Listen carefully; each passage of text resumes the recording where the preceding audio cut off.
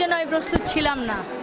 আমি জানি পুরস্কার পাবো, আমার বাচ্চাকে আমি সেভাবেই শিখিয়েছিলাম এবং সেরকম মানুষ ছিল, কিন্তু মরণোত্তর নেব সেটার জন্য আমি প্রস্তুত ছিলাম না। জোর করে তাকে মেরে ফেলা হলো এবং জোর করে এই ইতিহাস মুছে দেওয়ার চেষ্টা হচ্ছে। সালমান শাহ একজন বুদ্ধিজীবী ছিল, চলচ্চিত্র বোদ্ধা, যে চলচ্চিত্রকে অনেক দূর পর্যন্ত নিয়ে গিয়েছিল।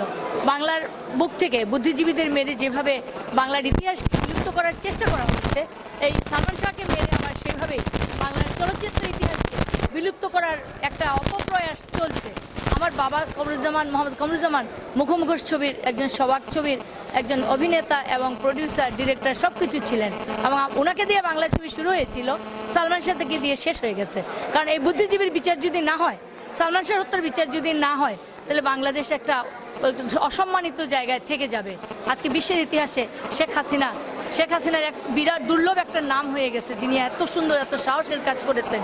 কিন্তু সালমান শাহ হত্যার বিচারের জন্য 16 কোটি মানুষ অপেক্ষা করে আছে।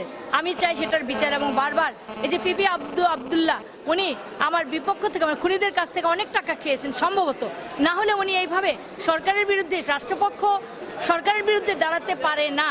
আজকে এটাই ঘটনা।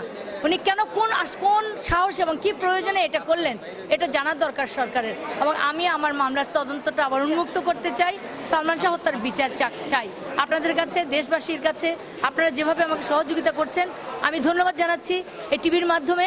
ধন্যবাদ, আমি কৃতজ্ঞ আপনাদের কাছে। আমি সালমান হত্যার বিচার চাই, বিচার হোক। ধন্যবাদ সবাইকে।